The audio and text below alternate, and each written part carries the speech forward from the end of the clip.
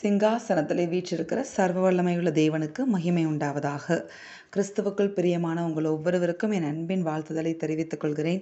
இந்த நாளுக்கான கர்த்தருடைய வார்த்தை 1 தீமோத்தேயு 6ஆம் அதிகாரம் 12வது வசனத்தினுடைய அந்த முதல் பகுதி பாருங்க.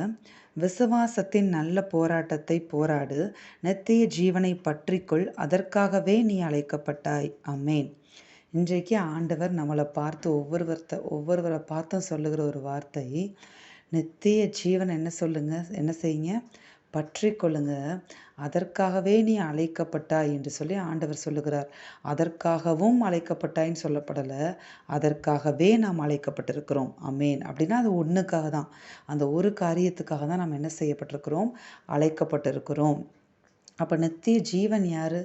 இயேசு தான் நித்திய ஜீவன். அவருக்குள்ள தான் அந்த நித்திய ஜீவன் இருக்கிறது. அப்போ அவர் நம்மளை தேடி வந்து தெரிந்து கொண்டு அவருடைய பிள்ளைகளாக நம்மை மாற்றி விட்டார். இனி நம்மளுக்குரிய ரெஸ்பான்சிபிலிட்டி என்ன அப்படின்னு நீங்கள் பார்த்தீங்கன்னா, அந்த நித்திய ஜீவனை, அந்த இயேசுவானவரை நாம் பற்றி கொள்ள வேண்டும் என்று தேவன் எதிர்பார்க்கிறார். ஆமென். பாருங்க, அப்படி பற்றி கொள்ளும் பொழுது மட்டும்தான் இந்த நித்திய ஜீவனை நம்ம என்ன செய்ய முடியும், அடைந்து கொள்ள முடியும். நாம் அழைக்கப்பட்டு விட்டோம், உண்மைதான். ஆனால் அழைக்கப்பட்ட அழைப்புக்கு பாத்திரவான்களாக நாம் நடந்து கொள்ள வேண்டுமானால், இதில் கர்த்தர் 2 ஆலோசனைகளை கொடுக்கிறார். ஒன்று, அந்த நித்திய ஜீவனை பற்றி கொள்ள வேண்டும். அதற்கு ஆதாரமாக நம்ம எதை பற்றி கொள்ளணும்னா விசுவாசம். நம்முடைய விசுவாசத்தை விட்டு நாம் வழிவிலகி போவோம்னா நிச்சயமாக நித்திய ஜீவனுக்குள்ளே பிரவேசிக்க முடியாது. ஆமென். பாருங்களேன், 12 சீஷர்களுமே இயேசுவால் அழைக்கப்பட்டவர்கள் தான். ரொம்ப இயேசுவோட க்ளோஸாக இருக்கும்படி அழைக்கப்பட்டவர்கள் தான். ஆனால் கடைசியில் ஒரே ஒருவன், யூதாஸ் காரியோத்து என்பவன், இயேசுவை காட்டி கொடுத்து தன்னுடைய விசுவாசத்தை விட்டு விட்டான். அவனுடைய வாழ்க்கை பயணத்தில் தன்னுடைய விசுவாசத்தை விட்டு வழிவிலகி போனால் கடைசியில் அவன் நித்திய ஜீவனுக்காக அழைக்கப்பட்டிருந்தும், இயேசுவோடு கூடவே இருக்கிற ஒரு சீஷனாக அழைக்கப்பட்டிருந்தும் அவன் நித்திய ஜீவனை இழந்து போக வேண்டியதாய் மாறிவிட்டது. அதனால நாம் அழைக்கப்பட்ட அழைப்புக்கு பாத்திரவான்களா, என்னை ஆண்டவர் அழைச்சிட்டாரு, பிள்ளையா மாத்திட்டாரு, இனிமே தான் நான் ரொம்ப கவனமாக என்ன செய்யணும், இந்த வாழ்க்கையை காத்துக்கொள்ளணும். எனக்கு அவர் நித்திய ஜீவனுங்கிற ஒரு பெரிய பொக்கிஷத்தை வச்சிருக்கிறாரு, பரலோக பாக்கியத்தை வச்சிருக்கிறாரு, பரலோகத்தில் என்னுடைய குடியிருப்பு இருக்கு. ஆண்டவராக இயேசு கிறிஸ்துவை நான் இனிமேல் உறுதியாக நான் பற்றி கொள்ளுவேன்.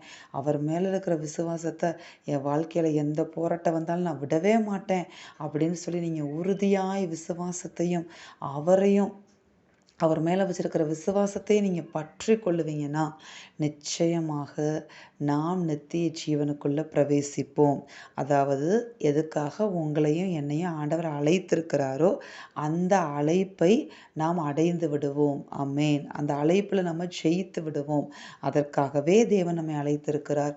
அதனால் இந்த உலகம் நமக்கு நிரந்தரம் அல்ல. இந்த உலகத்தில் நம்மளை ட்ரெயின் பண்ணுறதுக்காக தான் ஆண்டவர் வைத்திருக்கிறார், ட்ரைனிங் கொடுத்து கொண்டிருக்கிறார். எதுக்காக?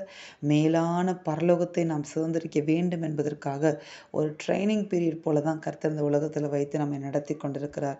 அதனால் இது நமக்கு நிரந்தரம் இல்லை. நாம் காணாத பரலோகமே நமக்கு நிரந்தரம், இயேசுவே நமக்கு நிரந்தரம். அவர் கொடுக்கிற நித்திய ஜீவன் மாத்திரம்தான் நமக்கு நிரந்தரம். ஆமென். நாம் ஜெபிப்போமா? எங்கள் அன்பின் பரலோக பிதாவே, நீர் கொடுத்த அந்த வார்த்தைகளுக்காக உமக்கு கோடி ஸ்தோத்திரம் அப்பா. இந்த வார்த்தையின்படி நீர் எங்கள் ஒவ்வொருவரையும் ஆசீர்வதியும். இதை கேட்கிற ஒவ்வொருவரும் நித்திய ஜீவனை பற்றி கொண்டு அதில் பிரவேசிக்கத்தக்கதாக, அழைக்கப்பட்ட அழைப்புக்கு பாத்திரவான்களாக நாங்கள் நடந்து கொள்ளத்தக்கதாக தேவரீர் எங்களை பலப்படுத்துவீராக. விசுவாசத்தை விட்டு வழுவி போகாமல் இந்த கடைசி நாட்களில் உம்மை பற்றின விசுவாசத்தை நாங்கள் பற்றி பிடித்து கொள்ள தேவனாகிய கர்த்தர் எங்களுக்கு அபிஷேகிப்பீராக, எங்களுக்கு பலனை கட்டளையிடுவீராக. உம்முடைய கிருபை எங்களை சூழ்ந்து கொள்வதாக. இயேசு கிறிஸ்துவின் நாமத்தில் ஜெபித்து ஒப்பு கொடுத்து ஜெயம் எடுக்கிறோம் பிதாவே. ஆமென். இந்த வார்த்தையின்படி இந்த நாளில் தேவன் உங்களை ஆசீர்வதிப்பாராக. ஆமென்.